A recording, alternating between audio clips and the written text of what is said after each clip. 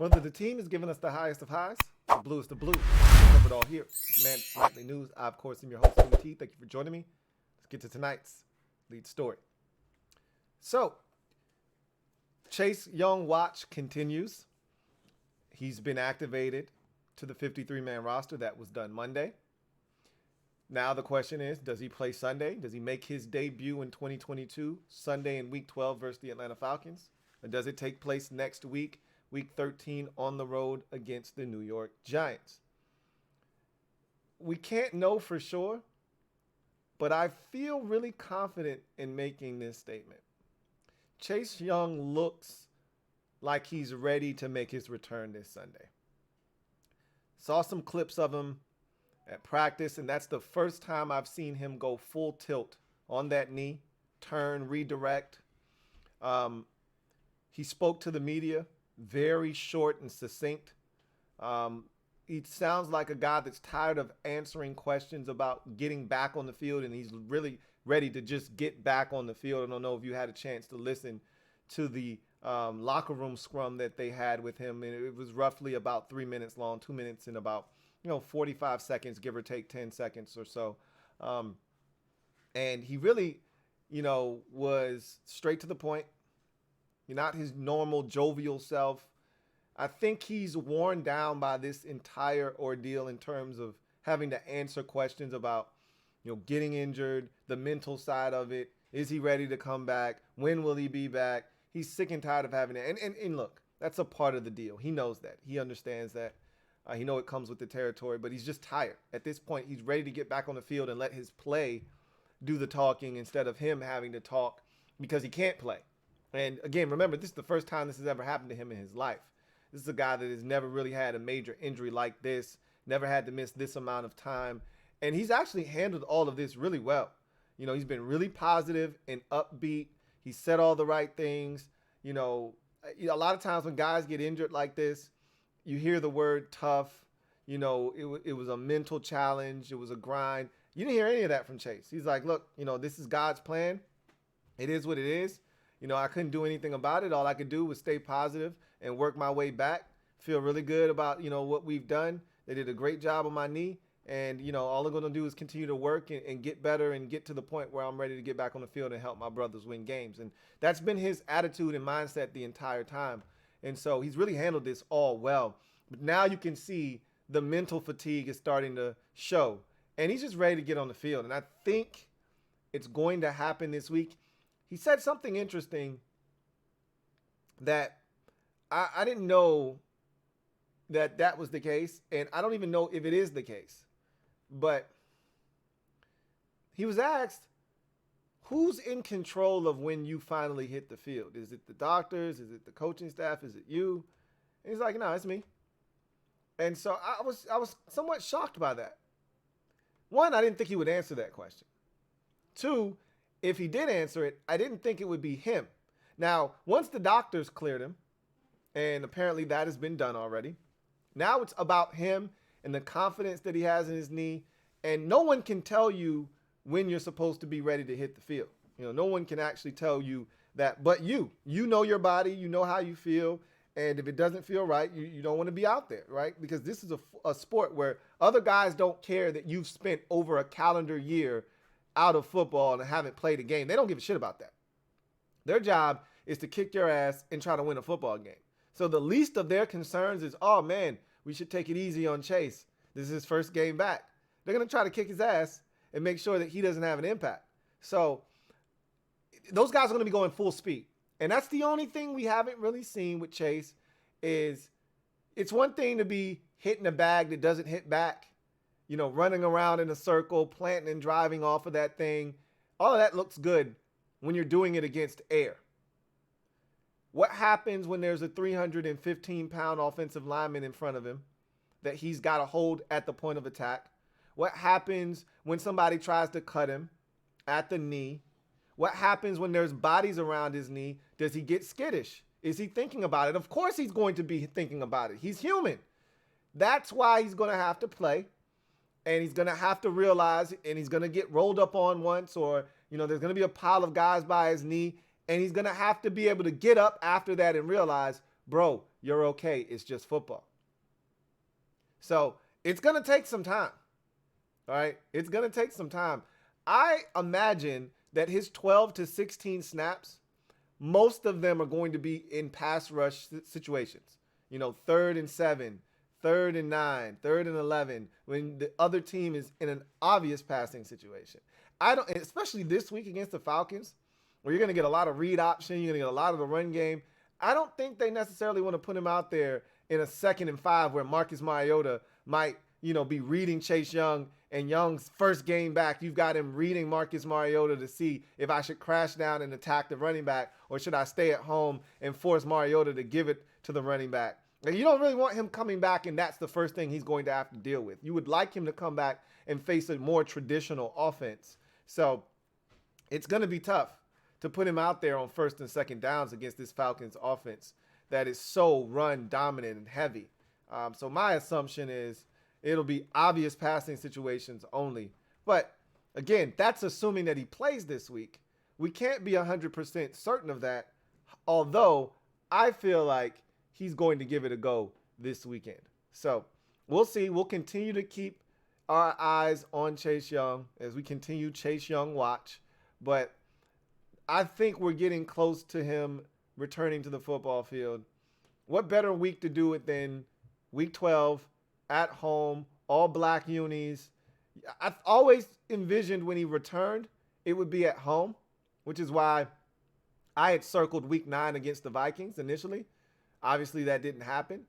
Then I thought it could be week 10 against the Eagles. That didn't happen either. I never envisioned it being on the road on a turf surface like Houston.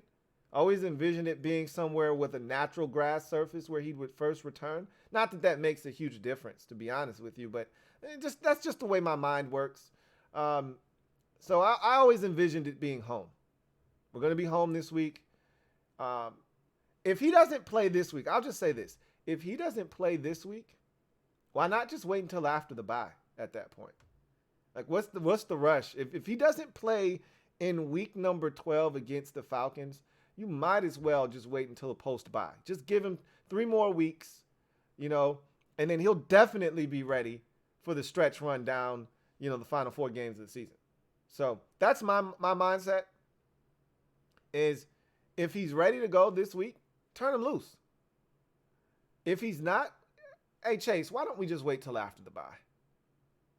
And just go from there, So we'll see. I know he's chomping at the bit to get back on the field. And, telling him, hey, let's just wait till post-bye. Easier said than done. Guy wants to get out there. He wants to help his team. One of the things he said, a lot of questions were asked. One of them that was asked like multiple times, how tough has it been to watch these guys go out and have this kind of success? And he's like, it's not tough at all. I'm excited. I'm happy for the fellas. Glad to see what they're doing. And I can't wait to add myself to the mix and help them get even better. So he wants to become, because this is becoming a real thing. This defensive line is no joke. They're becoming a real thing, and they're doing it without him.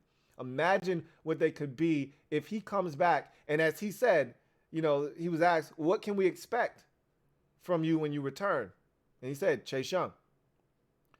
If we get the Chase Young that we were expecting to get in year 2, the one that we saw win Rookie of the Year defensively in 2020, if we get that guy back in a limited amount of snaps, like he said in his media scrum today, 12 to 16 snaps.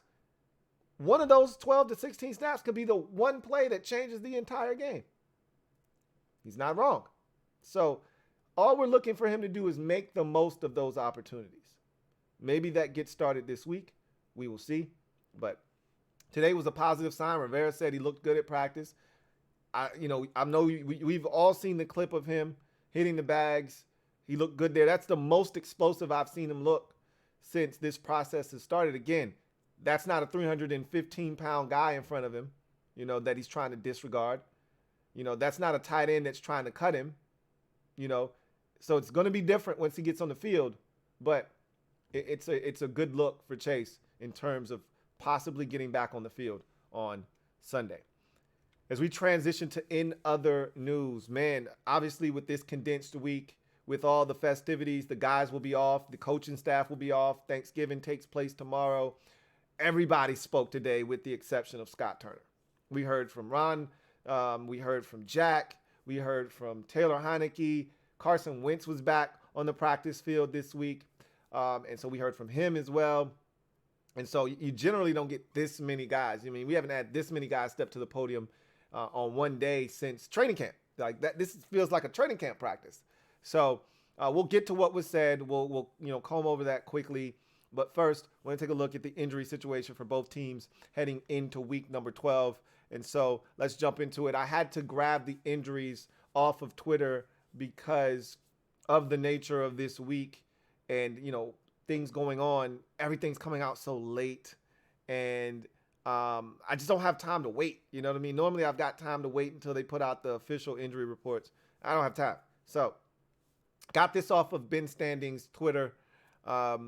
And so let's talk about it quickly. Did not practice Cole Holcomb, James Smith-Williams with an illness, and Benjamin St. Juste with his ankle. We'll come back to Juste in a second. Limited, Chase Young, Tyler Larson, David Mayo, Logan Thomas, Dax Milne. That's the first time we've seen Dax Milne on the injury report. But I expect each and every single one of those guys, including David Mayo, who I hope is back in the lineup starting, in place of John Bostic.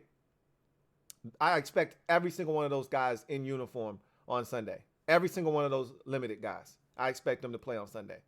That's a strong statement, being that it's only been one day of practice, but I feel confident. Larson is going to be limited until the bye week. If we cannot have any other injuries sustained, he's going to be injured. He's going to be limited during the week of practice because he's dealing with a lot. He's dealing with a back. He's dealing with a leg issue. So we just need him to hold on, all right? David Mayo, we know he's dealing with the hamstring injury. Didn't play last week. Didn't play the week before that. I think he's going to be back. He was close to playing against the Houston Texans. Didn't play. I think he's going to play this week. Logan Thomas, we know he's dealing with a various assortment of ailments. So I expect him to continue to be limited, but he's going to play. He's a tough guy. We've talked about that already. Dax Milne, first time, don't even know what the injury for him is. But I expect him to be ready. Whatever it is, I think he'll be fine. Look forward to all 5 of those guys that are limited to playing on Sunday. And then full, Taylor Heineke with the back, okay? We saw him have some issues towards the end of the Texans game. He was getting massaged on the sidelines with the neck and his back. But he finished the game, and he'll be fine. I'm not too worried about Taylor Heineke. We'll see what happens. But let's circle back to Benjamin St. Juste. That's an issue. And then Cole Holcomb is an issue. Matter of fact, let's save those 2 topics for when we get to what was said by Ron. He didn't say anything about Benjamin St. Juste in particular, but he did have something to say about Cole Holcomb, which gives us a little bit of insight as to where he stands moving forward. Let's take a look at the Atlanta Falcons injury report. And not a lot here, clearly. No one was DMP and no one was full. Every single guy on their injury report was limited. So for Felipe Franks, who you guys all know as a quarterback, has made the shift to tight end. So now he is a tight end for the Atlanta Falcons. And obviously with their all-world tight end Kyle Pitts being out of this game and placed on IR, it is even more imperative that a guy like Felipe Franks, who has been out the last couple of weeks with the calf injury, is able to go. They need more depth at that position with Pitts out. Caleb Huntley has been a huge part of the Falcons' rushing attack this season. He's got an ankle. He was limited. Arnold Ebiketie, the rookie out of Penn State, who's been playing phenomenal football for them. Ebiketie had an arm injury that he sustained on Sunday, but dude had 6 tackles, a sack against the Bears and Justin Fields. He's been playing really well. So if he can't go, that's a huge blow to that Falcons defense, but he was limited. And then Chuma Udega has a knee injury. He's actually starting at guard for them, and he practiced with the first team offense today. So while he was limited, he's going to probably be able to go this weekend. So, and then Jalen Dalton, excuse me, had a toe injury. So Udoga, I think, is going to play. Ebiketie, excuse me, I think is going to play. Huntley, not quite sure. And Frank's not quite sure just yet. So nothing really major there, but the big news with them, obviously, is the injury to Kyle Pitts, which is huge for the Falcons moving forward. He's been placed on IR. So, again, we heard from a lot of guys today. Ron spoke, and, again, he was jovial today, a lot of laughing and chumming it up, a continuation of what we saw from him on Monday. And he said something I thought that was profound. One thing he said was Chase looked good today. Really pleased with what they saw some things they needed to see from him. So that's why I feel the way that I feel about making the statement that I think Chase is going to go this weekend. But again, I thought Chase was going to go in week number, 9 and then 10 for sure against the Eagles, and he didn't. So we'll see. The most profound thing that Ron Rivera said was about Cole Holcomb. He said Cole Holcomb's going to see a foot specialist. He's going to see a specialist about his foot. That's not good. If you have a regular, normal injury that's healing the way that it's supposed to, you don't go and see a specialist. Just like if you get the news that you want to hear from the doctor, you don't go seeking a second opinion, right? When you hear players seeking a second opinion, that means he got some bad news from the first doctor. He wants the second doctor to tell him something that he can work with, something that he wants to hear. So when we hear that he's going to see a foot specialist, that tells us this is a pretty significant injury and it's not getting better. And now they want to see what the hell is going on. So this is not good for Cole Holcomb. And this is a contract year for Cole Holcomb. So it definitely doesn't help his case. That said, we're going to have to roll for the foreseeable future with David Mayo and John Bostic. So strap yourselves up, guys. This is going to be a bumpy ride, okay? But this is what we're going to have to deal with for the remainder of the season.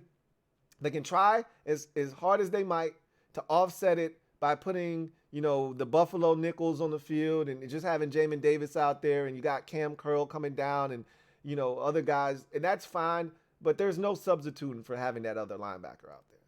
So I'd rather, and I've already said this, I'd rather it be David Mayo than John Bostic. So we'll see what happens. I'm not too thrilled about the news that Cole Holcomb has to go seek the opinion of a specialist, because that means he's not anywhere close to coming back, and he's still feeling and experiencing pain, and he's not, in a position where they feel like he should be at this point. The man's been out a month now. The last time he played in a game was the game against Green Bay. We haven't seen him since week number 7. We're going into week 12. Didn't play against the Colts in week 8. Didn't play against the Vikings in week 9. Didn't play against the Eagles in week 10, and he didn't play last week against the Texans. He's been out a month. Now he's going to see a specialist. This is trending in the same direction as J.D. McKissic, unfortunately. We'll see. We've got plenty of time left, and at this point, you shut him down until after the bye, and then you see if he's ready to come back post-bye. Maybe that'll be our luck, that he goes to the specialist. They give him a more aggressive treatment plan that they can, implement, and then they can just say, hey, we'll reevaluate him, the week of the second Giants game post-bye. And then hopefully he'll be able to hit the practice field then. That's the mindset that I'm going with. But the worst news we could get is that he's been placed on IR, because if they place him on IR at this point of the season, more likely than not his season's done. So it doesn't mean it is done. Just like Amani Rodgers was placed on IR, and Ron said, look, we can't wait to get that kid back. But you place him on IR at this point of the season, the likelihood is his season's done. So we'll see what happens with Cole Holcomb. We heard from Jack Del Rio. He talked about, the defense, talked about Daron Payne, talked about him and Ron, more Ron specifically, talked about the Falcons' rushing attack and the difference between the Falcons this year and last year. Remember, we played the Falcons last year in an epic Week 3 contest, And, Ron's like, they're a different team, obviously, further along in the process. Last year was Arthur Smith's first year as a head coach. Now they're in year two. They got obviously a more mobile quarterback. Had Matt Ryan last year. They have Marcus Mariota this year, and they pose a lot of different threats and challenges. They want to run the football, and so we've got to be ready to stop that. Ron also did say, as we circle back to Ron quickly, he likes the identity that this team is taking on because he thinks it's going to be something that benefits them as the weather starts to turn colder and more inclement weather starts to appear. He thinks his team is going to be ready to deal with the elements more so than other teams around the league. We'll see. But Jack, again, Jack is Jack. You're not going to get a lot out of Jack. He talked about some guys in particular. Cam Curl was one of the guys he was asked about. Talked about just how smart of a football player he is and all the things that they've asked him to do and how he's responded in the various roles that they've put him in on the field. And so he talked about a lot of guys. Daron Payne. And he said, look, all year long, Daron Payne has been stellar, and look, it's not a secret. The guy's chasing the bag, right? He's looking to secure the bag, and so he's playing out of his gourd. But I think this is not just one of those situations. We see this all the time with guys in a contract situation playing their best football, and then they go back to being extraordinary, not extraordinary, extraordinary after they get the deal. I don't think that's the case with Daron Payne. I literally just think he's just getting better. As time passes and progresses, he continues to get better and better. And I just think he's just scratching the surface as to what he can be. So been really impressed. And obviously Jack has as well to this point. And he wants to see them continue to do what they've been doing. And then he talked about Chase Young and he said, we're looking to integrate him. When he's ready to get back out there, we're going to, put him on the football field and see what he can bring to the table. So we heard from the starting quarterback, Taylor Heineke. Said that they're going to Carson's house for Thanksgiving, which is cool. That's a sign that this team is so tight knit. We've talked about this team being different than past teams.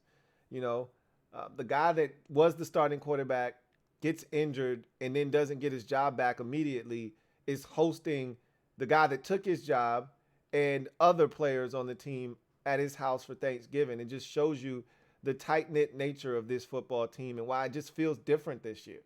Heineke also talked about the origins of the shirt. I'm pretty sure a lot of you have seen it. The F It Terry's down there somewhere shirt that he's putting out that's on his IG. So he told the story of the origins of that shirt. Talked about, all of the kind of the fame and celebrity that's coming his way, with the whole Jordans thing that is kind of blown up.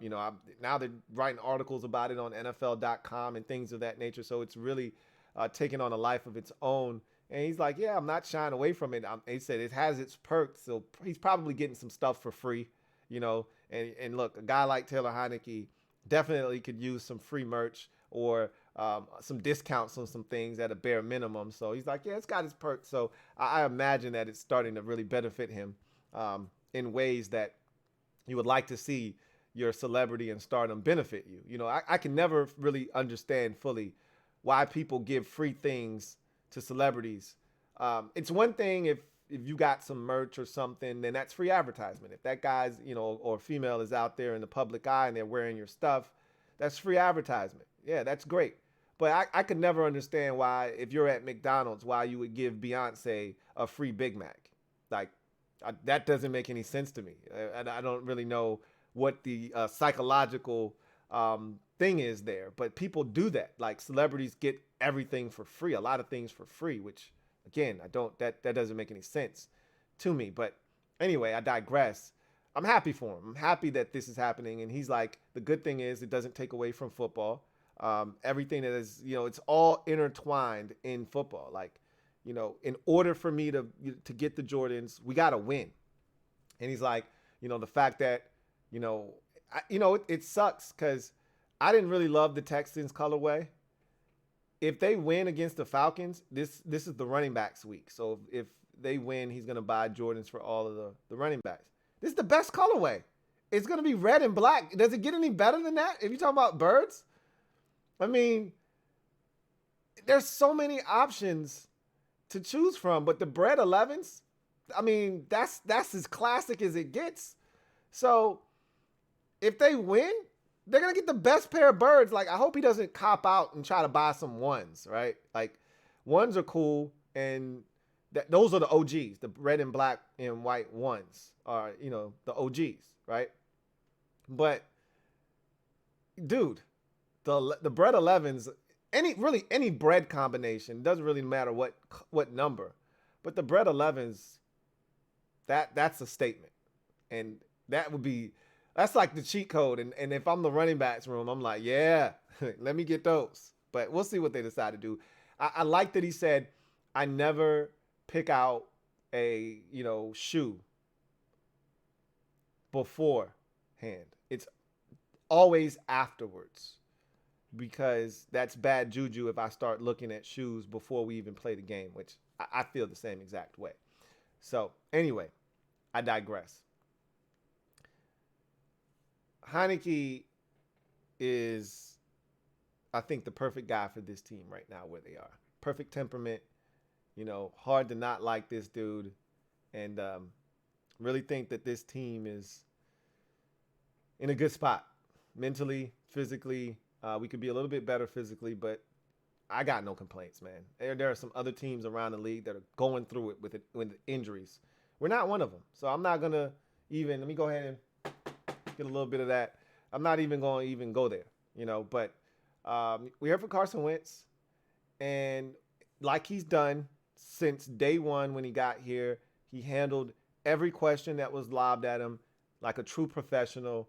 Some of them awkward questions that they have to be asked because these reporters have a job to do, but they're awkward questions, like, how do you feel watching Taylor have the success that he's having, knowing that and they didn't necessarily word it this way, but they implied that the offensive line is now fixed. You didn't have that at your disposal and everything's kind of going well. And so Carson's like, yeah, there's a lot of shit going through your head when you see this. I'm starting to think big picture. What does this mean for my career? What does this mean for next year? Like, there's a lot. And he said, I had to condense all of that and just focus on being present. And so I thought he handled it beautifully. Taylor said he's been a great teammate, and you can see it. Like, he's matured. Someone even asked him, would you have handled this differently last year or in the past?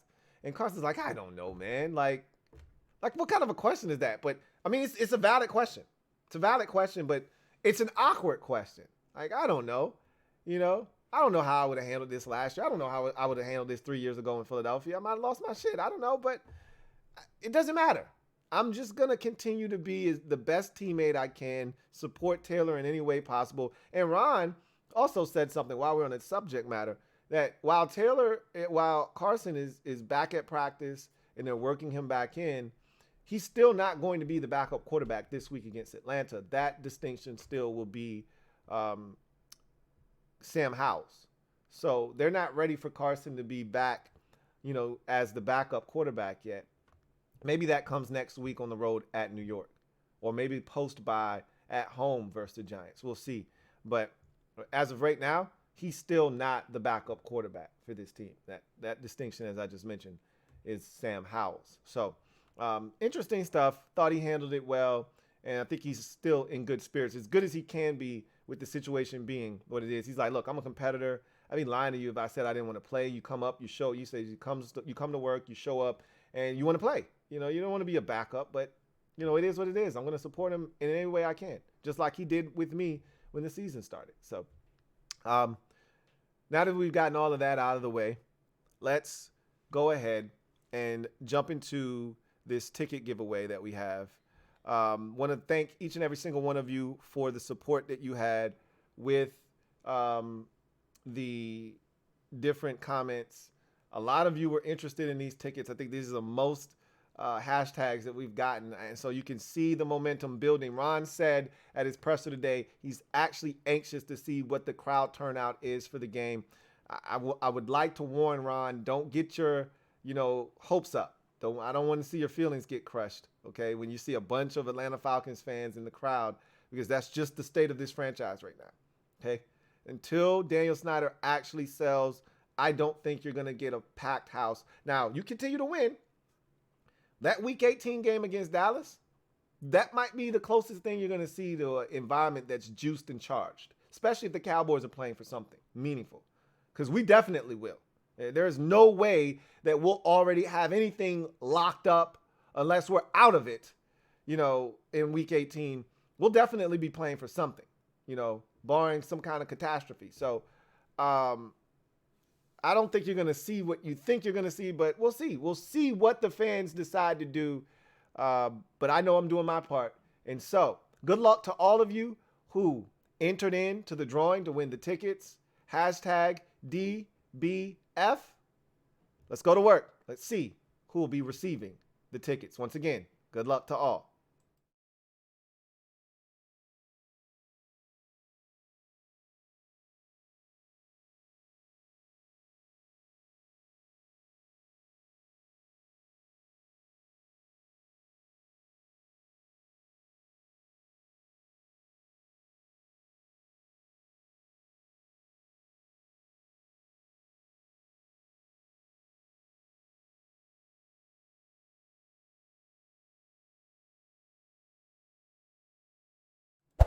So before we get into the first look at the Atlanta Falcons, I want to first congratulate Co on winning the 2 tickets to the Falcons game this weekend.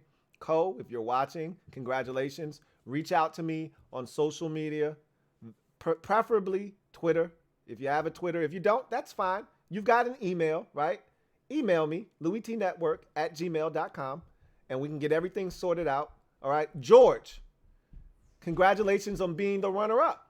Now, obviously, nothing's guaranteed to you, George. However, if Co doesn't step up by Friday to claim these tickets, you become the de facto beneficiary. So, George, you too, send me your information as well.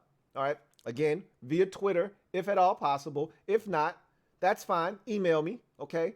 And if Co doesn't step up to receive the tickets, then the tickets become yours. So congratulations to both of you. Co, you're up first. If you want the tickets, you know what to do. Get me your information.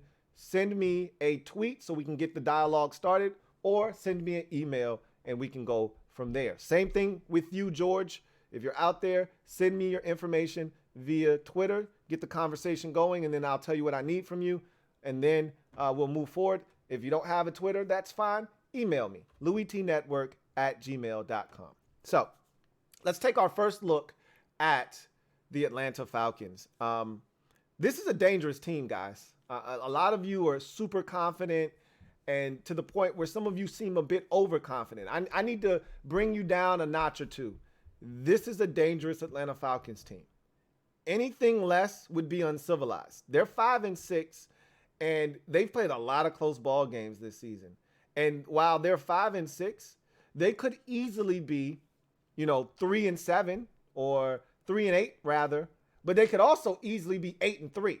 When you look at some of their losses, they had the Saints 26-10 in week 1, and they blew that lead and lost that ball game. They had the Chargers just a couple of weeks ago on the ropes at home. They were up 10-0 in that ball game. Ended up blowing that lead and losing that football game. Had a fumble that they recovered, running in the opposite direction, almost in field goal range, and inexplicably, the guy running with the ball drops it. And the Chargers recover and get back into field goal range and kick the game-winning field goal. So this is just like us, we could have easily have been, instead of 6-5 right now, 8-3. They could easily be 8-3 as well, or 7-4, but they're 5-6. And so they're a dangerous team. They're not flashy. What they do isn't pretty, but it gets results. Marcus Mariota is essentially a running back that happens to throw 10 to 15, maybe 17 times a game, okay? He's literally a running back that throws the football on occasion.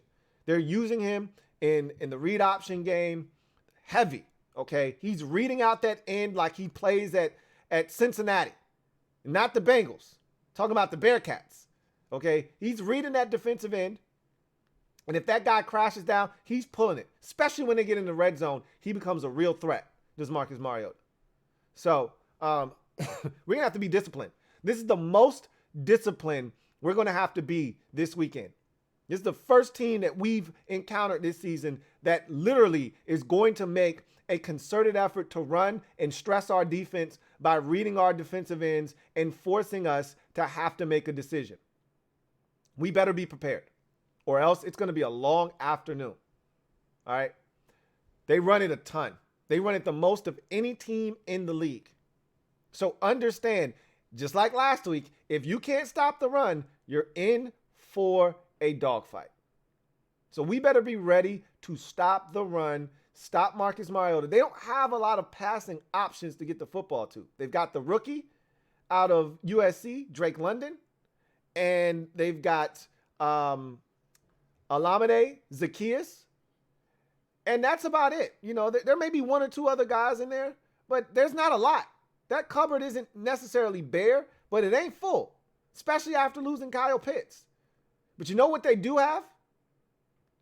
A dangerous mofo that scares me to death. You remember the cartoon, Real Monsters? You remember how it go, Real Monsters? Remember that?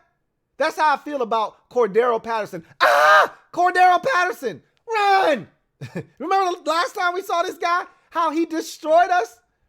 Dude had 3 touchdowns in the game. 1 deep bomb, another catch out of the backfield. I think it was 2 touchdowns. I'm not sure. It might have been 3. No, it was 2 for sure. Deep bomb, a catch out in the flats, made a guy miss, got into the end zone, ran it down our throats in that game. He had to have well over 120 or 30 yards of all-purpose offense against us in that game. He scares the bejesus out of me. And oh, by the way, the guy has 9 career kickoff returns for touchdowns, including the one that he had last week to set the NFL record. He is a problem, okay? One of the best players in the league. I don't think he gets enough credit for his versatility and what he brings to the table. He's a scary dude, man. We know firsthand. We saw what he did to us last year. You know, going into this game, he's public enemy number 1. Every time he's on the field, you got to know and account for where 84 is. And you have to respond accordingly. So that's one of the guys, when you first blush at the Atlanta Falcons, he's the first guy on the offensive side of the football that I say, hey, where's 84? What is he doing? You just got to know where he is at all times. He's so dangerous. Defensively, it's a solid group, but they don't have any standouts on that side of the football. They're fast. They run to the football, but you can manhandle them up front. You can run the football in Atlanta's defense. You can have success through the air on their defense, but if you're not careful, they will make you pay. They're very opportunistic defensively. They'll pick off passes. They'll get to your quarterback. They're getting better as a team rushing the quarterback. Excuse me. So they've started to play better defensively of late. Justin Fields was running roughshod over everybody. They limited him. And I know this sounds crazy because 85 yards is a lot, but when it comes to Justin Fields and what he's been doing to NFL defenses over the last month and a half, 85 yards is nothing. So when I say he was limited to 85, that's actually really good for Justin Fields and what he's been doing lately. So they were able to corral him. They were able to sack him. They were able to make him uncomfortable. At the end of the day, this is a Falcons defense you can take advantage of. But they're not going to make it easy on you. You're going to have to go out and take it from them. But again, they don't have any stars on the defensive side of the football. They don't have any standout defenders necessarily. You go out, you execute, you do the things that you need to do. You can move the football on that defense. But make no mistake about it. You make mistakes, ball gets deflected, they usually are in the right spot at the right time to make you pay for that mistake. So it's just something to keep an eye on with this Falcons defense. But normally I would tell you, we'll get more into the Falcons as the week progresses. Obviously, with Thanksgiving coming up, there's no telling if we'll be able to reconnect before this game takes place. My hope is that I'll be able to give you something, you know. So I'm going to put a pin in the Falcons analysis because I want to see what the injury situation looks like. Obviously, there's no practice tomorrow, so you won't see anything tomorrow. But then Friday, they'll get back out there. We'll see what they look like on Friday, what everyone's situation is and status. And maybe after that, I'll give you guys something on Saturday if I'm in a position to do so. again, no guarantees. Like Chico the Barge, not now, not now. No guarantees, okay? No guarantees. All right, but what I can guarantee you is that I'm going to eat a lot of food. All right, I'm going to eat a lot of food over the next 72 to 96 hours. And I'm going to enjoy the company of those that I love. And I'm going to watch some football. And a lot of it. College, NFL, and a sprinkle of college basketball. I'll be watching some of that as well. So enjoy as we get out of here. Enjoy your Thanksgiving holiday, okay? Whether it's a small, intimate gathering of you and, 5, 6 members of your family, whether it's you and just your immediate family, all right? Or you're having a big gathering with everyone coming together to fellowship, to partake in whatever it is you guys do as a tradition, whatever the case may be. Just savor the moment. Just like you're going to savor that food, savor the moment, all right? Savor the moment. Enjoy the F's, as I like to call it, the 5 F's. Food, and in no particular order. Faith, food, friends, family, and football. All right? Have at it. That's going to do it for me, your man Louie T, here on Commanders Nightly News. I can't thank you guys enough for all that you do. When we talk about Thanksgiving, we talk about the things that we're thankful for. I'm thankful for you guys, each and every single one of you. Thank you, thank you, thank you. I can't thank you enough. I'll be back. I just don't know when, but I'll be back like cook crack. You can count on that. Until then, you guys, have a drink for me. If you're not a drinker, have a bite for me. I'll see you next time. Have a good one. And happy Thanksgiving. Here comes the diesel. Here comes the diesel. There's the snap, hand to Riggins. Good hold. He's got the first down to the 40. He's gone. The 35, the 30, the 20.